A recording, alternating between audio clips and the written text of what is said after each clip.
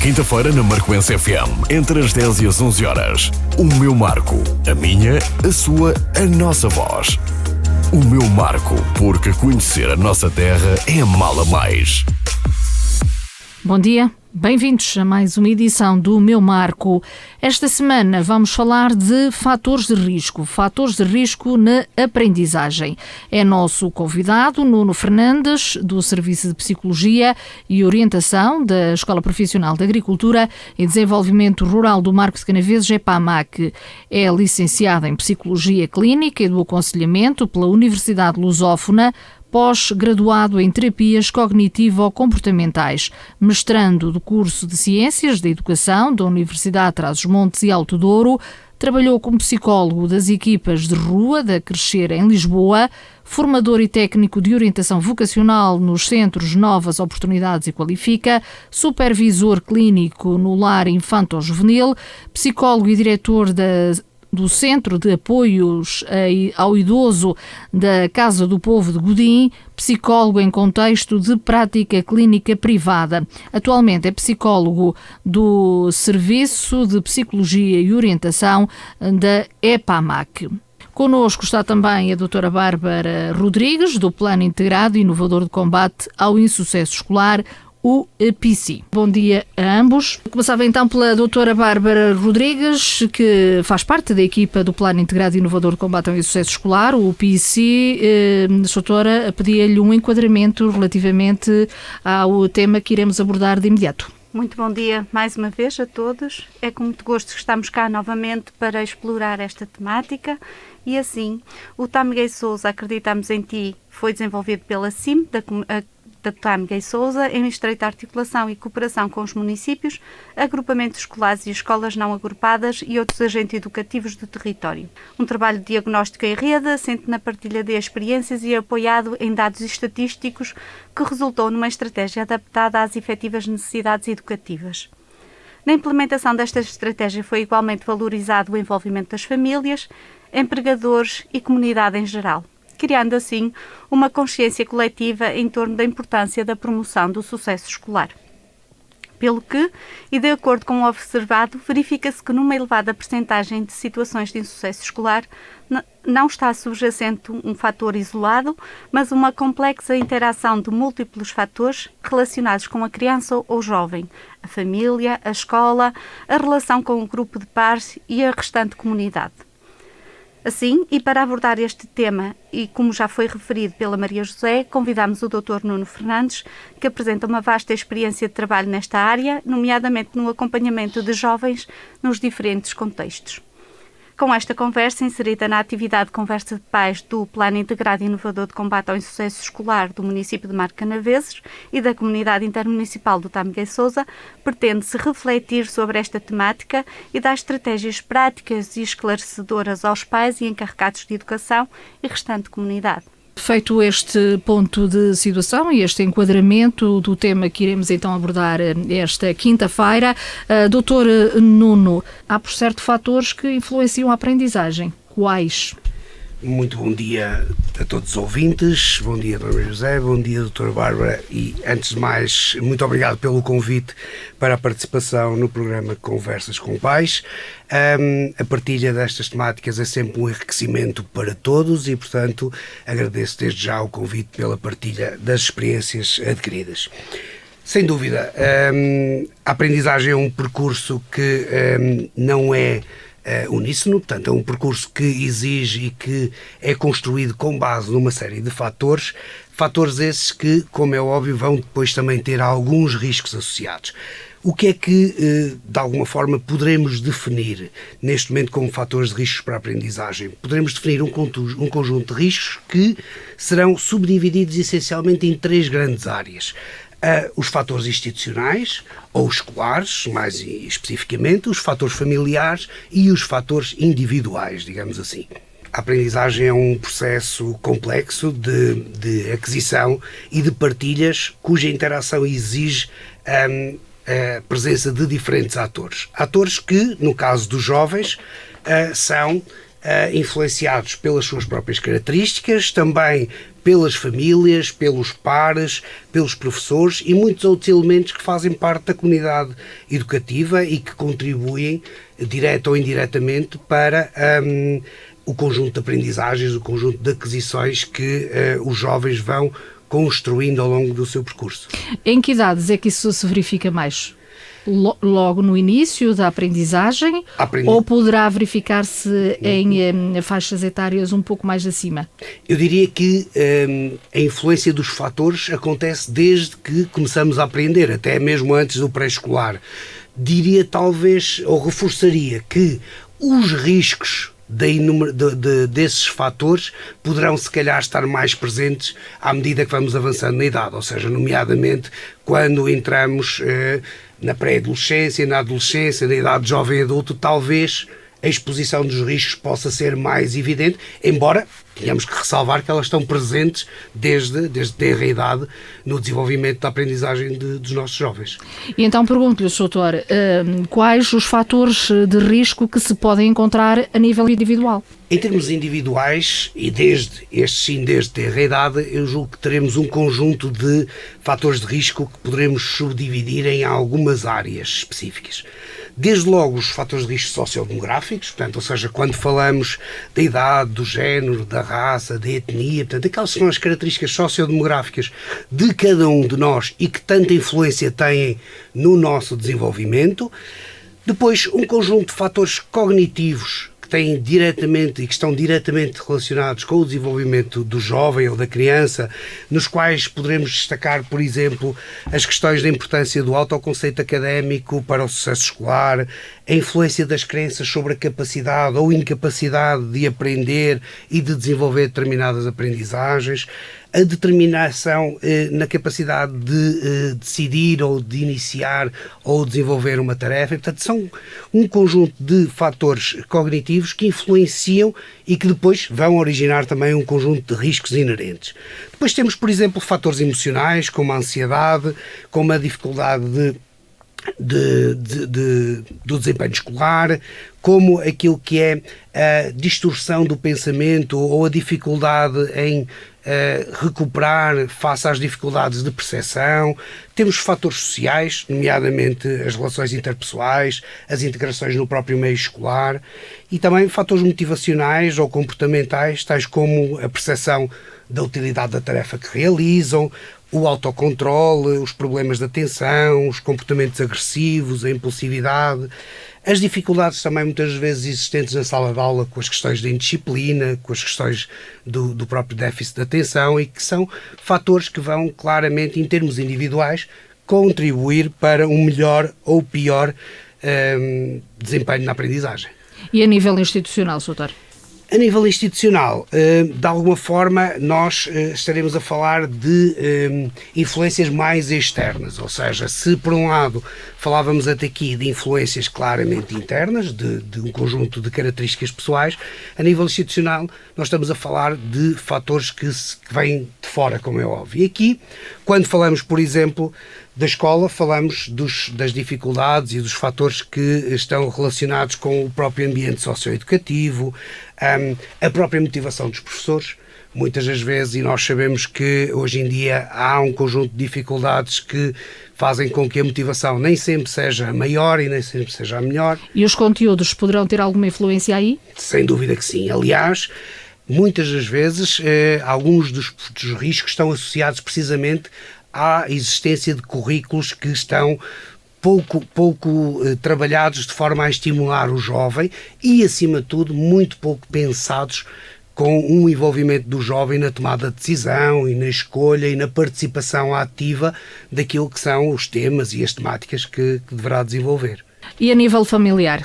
A nível familiar, nós temos algumas questões que obviamente estão relacionadas também aos níveis aos fatores sociodemográficos individuais, mas temos depois, desde logo, os fatores base, ou seja, aquilo que é a qualidade dos cuidados primários. Portanto, ou seja, aquilo que é o acesso à saúde, aquilo que é o acesso à educação, aquilo que são as condições de habitabilidade, aquilo que são as condições de proporcionar ou não aquilo que é o bem-estar físico e psicológico, e que infelizmente nós sabemos porque o próprio programa, não é? Portanto, trabalha e debruça-se diariamente para procurar colmatar muitas destas necessidades e muitos destes fatores que, sem dúvida, vão ser fatores muito importantes na diminuição daquilo que é o sucesso escolar. Portanto, o acompanhamento familiar, digamos que é meio caminho andado para o sucesso ou insucesso do próprio aluno. Sem dúvida que sim. Todos eles, e principalmente estes, se os dividirmos nestes 3 grandes setores, todos eles têm um peso muito grande naquilo que é o insucesso escolar e naquilo que é a dificuldade em obter sucesso, digamos assim, na aprendizagem. No entanto, vamos depois perceber que cada um deles tem condições específicas. Quando falamos, por exemplo, nos fatores familiares, o fraco envolvimento, por exemplo, do parental no percurso escolar dos filhos é um fator crucial para que possam, de alguma forma, ter sucesso. As dificuldades, muitas das vezes, inerentes à própria conjugação social, ou seja, o local onde se mora, os nossos pares, as pessoas com quem convivemos, as relações que nós mantemos, vão ter um fator preponderante também naquilo que é a nossa capacidade de melhorar ou não o nosso sucesso escolar. Nomeadamente na autoestima, não é? Do próprio aluno. Exatamente, também. Como se podem minimizar então os impactos destes riscos, Dr. Nuno? A minimização, à partida, tem logo o pressuposto da prevenção. Eu acho que a forma mais eficaz de minimizarmos os riscos é preveni-los. Portanto, ou seja, atuando de uma forma a garantir que muitos destes riscos sejam ultrapassados e possam ser atuando a trabalhados. priori. Atuando a priori, ou, quando não é possível atuar a priori, atuando posteriormente, procurando talvez reparar, não sei se a palavra é a mais adequada, mas procurando reparar aquilo que até então não foi possível fazer, ou aquilo que até então foi um fator de risco pejorativo para o jovem. Da sua vasta experiência nesta área, que conselhos é que pode partilhar para acautelarem estes riscos? Poderemos, se calhar, dividir, falando em cada uma das 3 áreas. Se com os alunos estes fatores de risco podem ser trabalhados e colmatados com uma maior organização, por exemplo, do seu estudo, com uma maior participação ativa na própria sociedade educativa, com a utilização, por exemplo, dos serviços de psicologia e orientação, no apoio e na ajuda a ultrapassar algumas situações mais emocionais, como, por exemplo, a ansiedade, os problemas inerentes às dificuldades de relação ou dos problemas na sala de aula. E, portanto, todos estes fatores podem ser trabalhados recorrendo não só a uma própria reorganização do jovem, mas também à utilização dos recursos que, neste momento, a comunidade educativa tem ao dispor dos jovens para ultrapassar esses mesmos problemas. E relativamente às instituições? No que respeita às instituições, a questão será colocada de uma forma mais abrangente, ou seja, procurando de alguma forma, eu diria que o contrário. Se calhar não procurando os fatores de risco na instituição, mas sim adequando a instituição muitas vezes aos fatores de risco do indivíduo ou do jovem. Portanto, ou seja, a capacidade de procurar compreender o jovem, procurar enquadrar o jovem na realidade de vida dele ou na circunstância de vida, procurar que o espaço educativo, quer enquanto meio físico, quer enquanto meio de interação, seja mais cativante, mais integrante do jovem ou dos jovens, uma vez que não estamos a falar, obviamente, em termos individuais, mas procurar, acima de tudo, que a instituição seja plural naquilo que são as necessidades e se consiga adequar e integrar, procurando, perdão da redundância, integrar, aliás, todos os jovens e todas as circunstâncias. E aí, pergunto eu, as escolas, os recursos humanos estão sensibilizados, estão preparados para lidar com as diferentes situações? Julgo que sim. Julgo que hoje em dia as realidades ao longo dos anos foram mudando. Eu acho que hoje em dia, independentemente de ainda termos muitas dificuldades, porque, como falávamos há pouco, os currículos não estão ainda propriamente adaptados completamente, muitas vezes a exigência dos currículos também não permite uma maior flexibilidade, mas julgo que cada vez mais as escolas são compostas por um conjunto de atividades e de parcerias, como por exemplo esta parceria com o PC e entre outras, que nos permitem colocar e desenvolver um conjunto de atividades de enriquecimento daquilo que é o percurso do jovem e, consequentemente, aqui um fator protetor grande para aquilo que será os fatores de risco face ao insucesso escolar. Nós temos vivido neste último ano, temos estado, neste caso, sujeitos a algumas alterações que fogem um bocadinho daquilo que era a rotina normal do aluno. De alguma forma, essas alterações vieram ter implicação, digamos assim, no desenvolvimento do próprio aluno? Algum aumento, por exemplo, de algumas situações ligadas à ansiedade e ligadas às dificuldades na resolução de problemas, oriundas do facto dos confinamentos e do facto de os jovens terem sido privados em parte da sociabilização que a escola lhes proporciona, e também há algumas situações mais do foro clínico que vão surgindo e que se vão evidenciando e que serão consequências menos positivas. Mas também a capacidade positiva de quer o aluno, quer o sistema educativo, se ter conseguido adaptar, transformando aquilo que era a presença física numa presença virtual que é com agrado que posso dizer que se tornou também extremamente positiva. Nós tivemos professores muito empenhados em tentar criar realidades virtuais quase tão intensas de partilha como as realidades físicas, presenciais, não é?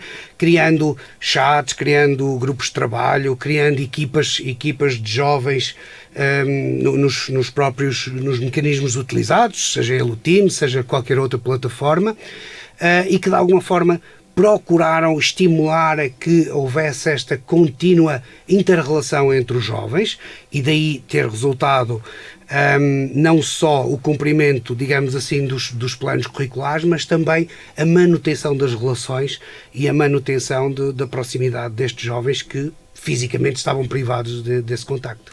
E agora entra aqui a questão dos pais e dos encarregados de educação, Dr. Também, de alguma forma, passaram mais tempo com os próprios alunos. Isso foi ou não benéfico? Bom, essa é uma pergunta difícil. É uma pergunta difícil, não pela resposta, mas pela especificidade de cada agregado familiar ou de cada conjunto de pais. Nós sabemos que, por exemplo, quando nós falamos nos fatores de risco na família, falamos, por exemplo, das famílias monoparentais, falamos, por exemplo, das consequências, muitas vezes, resultados das famílias desestruturadas, falamos muitas vezes das dificuldades que as famílias têm, quer em termos físicos, quer em termos emocionais, de partilhar ou de conviver no mesmo espaço e, portanto, quando traduzimos isso tudo para uma obrigação de convivência, nós estamos perante uma situação que pode ser um enriquecimento fantástico, porque passamos a ter uma maior convivência, passamos a ter uma maior proximidade dos pais, o que poderá fazer com que os pais, ou fez em muitos casos, com que os pais estivessem mais próximos daquilo que eram as atividades dos filhos, com que se dedicassem mais, porque o trabalho era comum.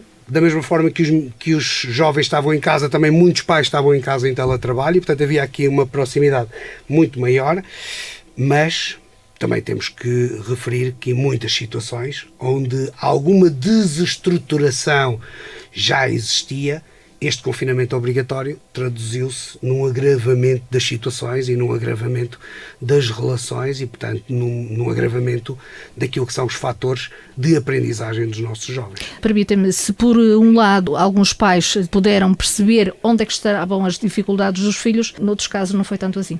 Sim, poderemos resumir dessa forma.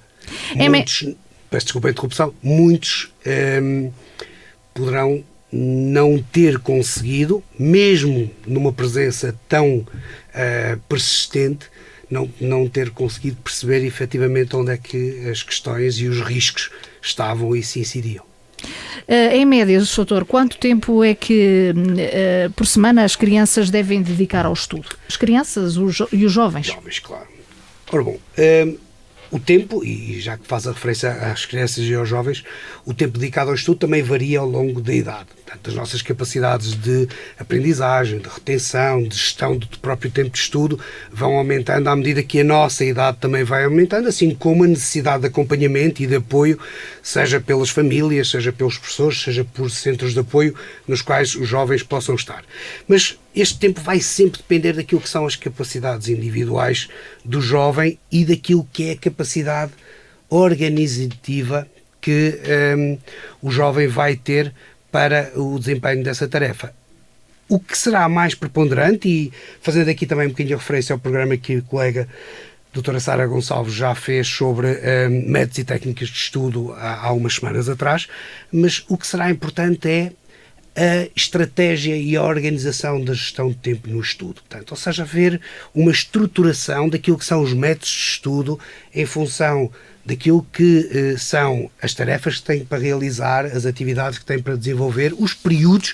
Nós sabemos que ao longo do ano existem períodos de intensidade de tarefas diferentes e, portanto, obviamente que o tempo necessário para o desenvolvimento das tarefas poderá ser variável ao longo do ano. É sempre importante e desejável é que esse tempo seja organizado e gerido, estruturando, de forma a poder responder às tarefas que são solicitadas. Por vezes há muita ideia de que, e temos muitas vezes aqueles comentários circunstanciais de mas o meu filho só estuda durante 30 minutos. Eu não posso propriamente garantir que estes 30 minutos são pouco tempo, porque se calhar é preferível que o jovem estude 30 minutos concentrado na tarefa que está a fazer do que esteja, por exemplo, supostamente 2 horas a estudar, distraído com um conjunto de outras tarefas que são realizadas no meio da tarefa de estudo. E, portanto, muitas das vezes as questões têm a ver com esta dificuldade de gerir.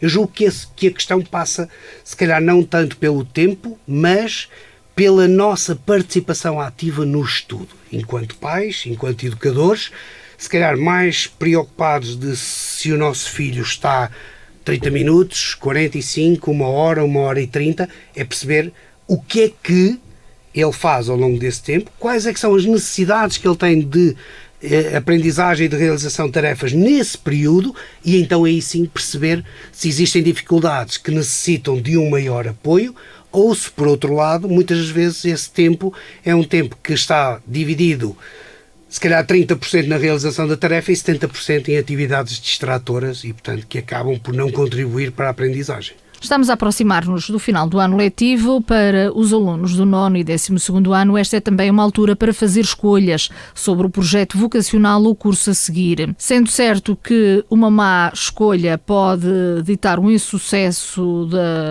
na aprendizagem destes jovens, o que é que podemos aconselhar a estes alunos? É uma questão para os dois.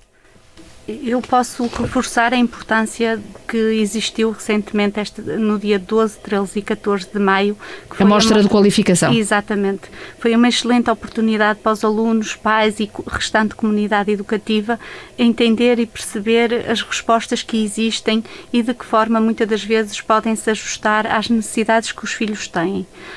Para além disso, acho que passo a palavra aqui ao colega, porque isto a mostra surgiu depois de um trabalho feito e realizado pelos colegas do SPO. Doutor Nuno. Sim, muito obrigado. O processo de orientação vocacional é um processo que faz parte do acompanhamento que o Serviço de Psicologia e Orientação faz dos alunos términos, portanto, ou seja, dos alunos que terminam o 9º ano ou que terminam o 12º ano. Fizemos-lo este ano através de um conjunto de webinars que permitiu apresentar as alternativas possíveis, perceber com eles quais as tendências vocacionais que cada um deles tinha na escolha do seu futuro, procurando também ouvir cada um dos jovens naquilo que são os seus projetos futuros e as suas ideias futuras e depois ajudando-os em todo o processo, seja ele, e eu aqui gostava de fazer esta ressalva, seja ele na persecução de estudos, seja ele na integração no mercado de trabalho. Porque há uma questão que muitas das vezes é deixada um bocadinho para trás. Quando falamos o que é que eu vou fazer, ou como nós utilizamos, tanto nós como a mostra de qualificação, a famosa questão do e agora? E agora o que é que eu faço? Muitas vezes, tendencialmente, nós pensamos na resposta do e agora como uma continuidade do percurso académico.